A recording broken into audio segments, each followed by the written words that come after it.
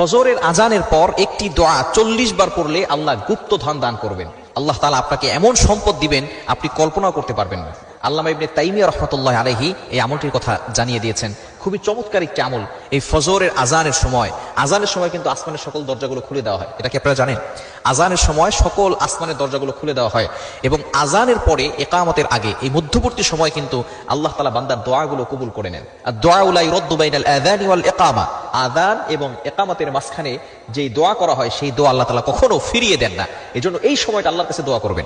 বিশেষ করে আল্লাহ পাক রব্বুল আলামিন আপনাকে ক্ষমতা দান করতে পারেন, আপনাকে সম্মান দান করবেন, আল্লাহ তাআলা আপনাকে মর্যাদা দান করবেন, আল্লাহ তাআলা আপনাকে ইজ্জতের জিন্দেগি দান করবেন, মুবারক জিন্দেগি দান করবেন। যদি এটা নাও হয় আল্লাহ পাক রব্বুল আলামিন আখিরাতে আপনার জন্য জান্নাতের ব্যবস্থা করে দিবেন।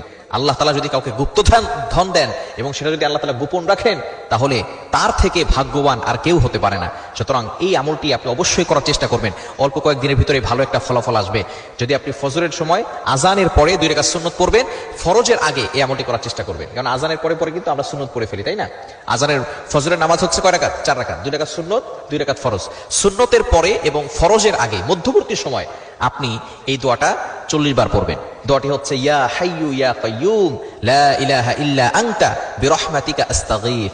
এই দোয়াটা আমরা অনেকে জানি না। ইয়া হাইয়ু ইয়া কাইয়ুম, আল্লাহ তাআলা 2টি গুণবাচক নাম। এই 2টি গুণবাচক নামই আল্লাহ তাআলার ইসমে আজম। ইসমে আজম অর্থাৎ আল্লাহ তাআলার গুণবাচক 2টি নাম, ইয়া হাইয়ু ইয়া কাইয়ুম, ইয়া হাইয়ু ইয়া কাইয়ুম। এই ইসমে আজম করে যদি আপনি আল্লাহর কাছে দোয়া করেন আল্লাহ তাআলা আপনার দোয়াগুলো কবুল করবেন, অ্যাকসেপ্ট করে নেবেন। অনেকেই বলে হুজুর দোয়া করছি দোয়া কবুল হচ্ছে না। তবে অবশ্যই আপনাকে হালাল খেতে হবে, হারাম খাওয়া যাবে না। আল্লাহর ইবাদত করতে হবে, নামাজ পড়তে হবে, আপনি নামাজ পড়বেন না, হালাল খাবেন না, হারাম খাবেন, আর দোয়া করবেন আর বলবেন হুজুর দোয়া তো কবুল হচ্ছে না।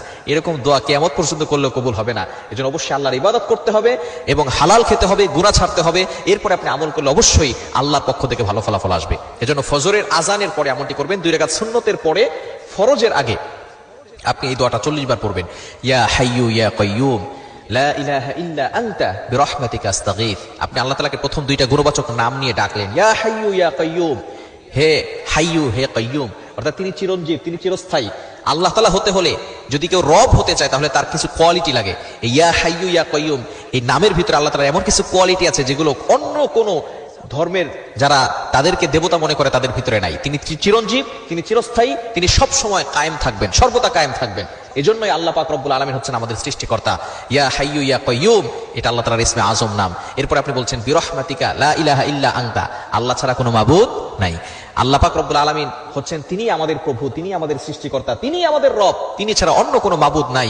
এজন্য শিরিক থেকেও আমাদেরকে দূরে সরে আসতে হবে এবং আল্লাহ তাআলাকে সব সময় এই লা ইলাহা ইল্লা আনতা, তিনি যে সবচেয়ে বড়, তিনি আমাদের প্রভু, এগুলো বেশি বেশি করে এই প্রশংসা আল্লাহ তাআলার করতে হবে। এবং বিরহমাতিকা আস্তাগীথ, আপনি আল্লাহ তাআলার রহমতের আশা করতেছেন, আপনি আল্লাহর কাছে দোয়া করতেছেন। এজন্য ফজরের আজানের পরে এই দোয়াটা পড়বেন, ইয়া হাইয়ু ইয়া কাইয়ুম লা ইলাহা ইল্লা আনতা বিরহমাতিকা আস্তাগীথ। আল্লাহ তাআলা আপনাকে গুপ্ত ধন দান করবেন। আল্লাহ পাক রব্বুল আলামিন ক্ষমতা, সম্মান, মর্যাদা, মুবারক জিন্দেগি এবং জান্নাতে আল্লাহ পাক রব্বুল আলামিন